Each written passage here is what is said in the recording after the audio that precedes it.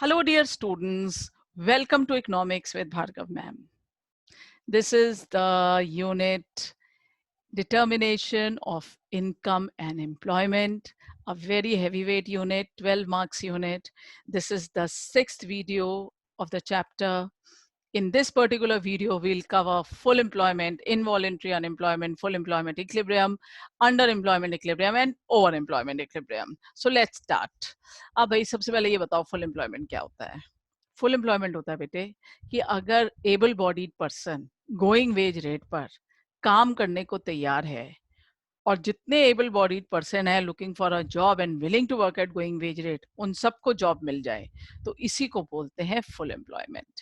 तो full employment refers to a situation where all those able bodied person willing to work at going wage rate are able to find a job.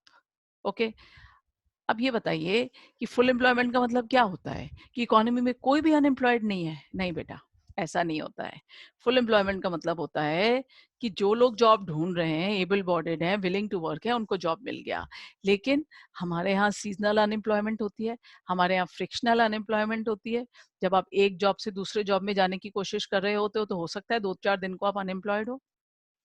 अभी season change हुआ है, agriculture में हो सकता है थोड़े दिन के लिए आप अनएम्प्लॉयड हो. तो ये जो इस तरीके की अनएम्प्लॉयमेंट होती है वो तो कंटिन्यूसली इकोनॉमी में एग्जिस्ट करती है और इसी को बोलते हैं नेचुरल रेट ऑफ अनएम्प्लॉयमेंट. तो इतने अनएम्प्लॉयमेंट तो रहेगी रहेगी इकोनॉमी में. तो full employment does not mean a situation of zero unemployment in the economy. Natural rate of unemployment always exist in the economy. Okay. अब आइए भाई, इनवॉलेंट्री अनएम्प्लॉयमेंट क्या होती है या अनएम्प्लॉयमेंट क्या होती है? इनवॉलेंट्री अनएम्प्लॉयमेंट होती है कि a able bodied person he is willing to work at the going wage rate but is not able to find a job. तो involuntary unemployment refers to a situation when people are not getting work even when they are willing to work at the existing wage rate. Okay. अब आइए, national income equilibrium जो हमने determine करा था पिछले video में, AD is equal to AS जहाँ पे होता है, जहाँ पे AD इंटरसेक्स AS और वहाँ पे एक पॉइंट आ जाता है, एक लेवल ऑफ इनकम हम डिटरमिन कर लेते हैं. क्या ये जो जहाँ पे नेशनल इनकम इक्विलिब्रियम डिटरमिन होता है वहाँ पे क्या हमारे सारे रिसोर्सेज फुली यूटिलाइज होते हैं? नहीं बेटा. यही देखिए, national income equilibrium does not mean full employment equilibrium. It can be a situation of full employment, over employment और अंडर एम्प्लॉयमेंट. देखिए भाई, फुल एम्प्लॉयमेंट का क्या मतलब है? फुल एम्प्लॉयमेंट को समझने के लिए ये लीजिए, एग्जांपल लीजिए. मेरे पास सपोज 100 करोड़ लेबर है या रिसोर्सेज है. हर रिसोर्स एक चपाती बनाता है, तो मेरे को 100 करोड़ चपातीज बन के तैयार हो जाएंगी. अब जब मैंने नेशनल इनकम इक्विलिब्रियम डिटरमिन करा तो देखा AD is equal to AS at 100 crore only. तो इसका मतलब ये हुआ कि 100 करोड़ की इनकम पे मेरा AD is equal to AS है. 100 करोड़ के मेरे बंदे हैं जो 100 करोड़ की इनकम जनरेट करते हैं. तो जो मेरा नेशनल इनकम इक्विलिब्रियम है उस लेवल पर मेरे जितने बंदे एम्प्लॉयमेंट ढूंढ रहे थे उन सबको एम्प्लॉयमेंट मिली हुई है. इसी को बोलते हैं बेटे full employment equilibrium. Full employment equilibrium क्या होता है? refers to that situation in the economy when AS is equal to AD या S is equal to I because equilibrium वहीं पे ही होता है, along with fuller utilization of labor. AS is equal to AD corresponding to the situation of full employment. जहाँ पे मेरा AD is equal to AS है वहाँ पे मेरे पास जितने लोग एम्प्लॉयमेंट मांग रहे थे eight the going wage rate उन सबको मैंने एम्प्लॉयमेंट दी हुई है. So what is full employment equilibrium? The income level at which AD is equal to AS and all the resources are fully utilized. अब आओ भाई situation of under employment equilibrium.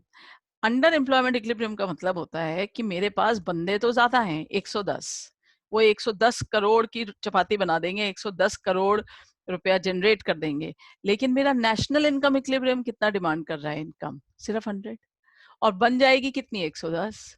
तो भाई मुझे तो इक्विलिब्रियम अगर अचीव करना है तो फुल एम्प्लॉयमेंट से पहले ही रुकना पड़ेगा ना, अंडर ही रुकना पड़ेगा. इसी को बोलते हैं under employment equilibrium. Full employment में तो यहाँ जाते, लेकिन जब पहले ही रुक रहे हैं तो इसको बोलते हैं अंडर एम्प्लॉयमेंट इक्विलिब्रियम।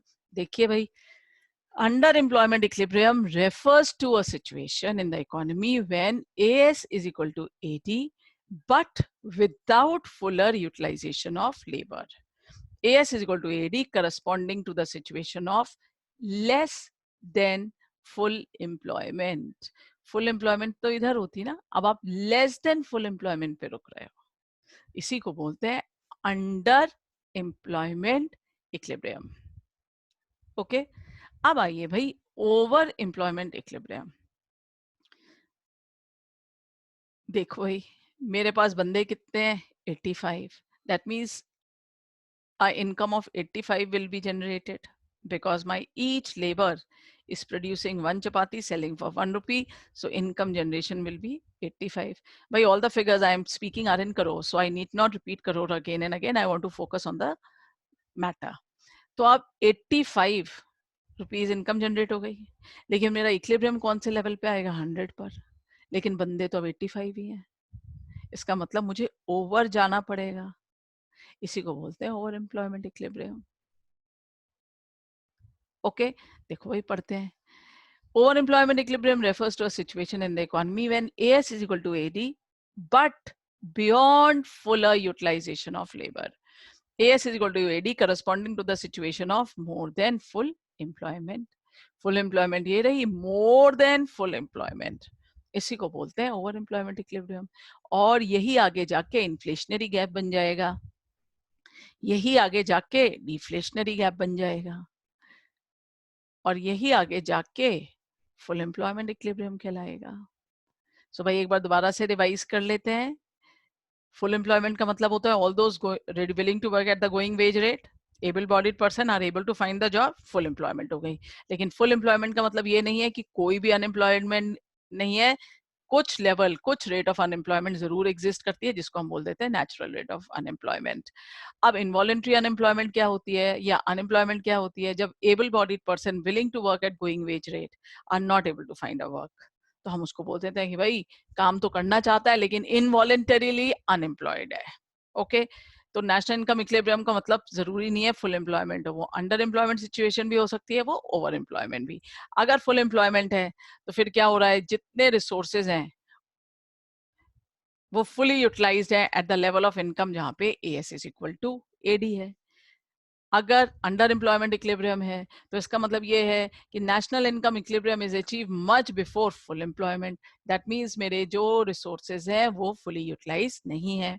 और ओवर एम्प्लॉयमेंट इक्विलिब्रियम क्या होता है कि मेरे पास जो रिसोर्सेज हैं वो थोड़े हैं, और जो नेशनल इनकम इक्विलिब्रियम जहाँ पे AD is equal to AS होगा उसके लिए रिसोर्सेज ज्यादा चाहिए, इसी को बोलते हैं ओवर एम्प्लॉयमेंट इक्विलिब्रियम।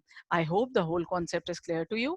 और अगर आपको कहीं पे भी प्रॉब्लम लग रही है तो please listen to the video again, like and subscribe so that you get the notification of my new videos. Happy learning.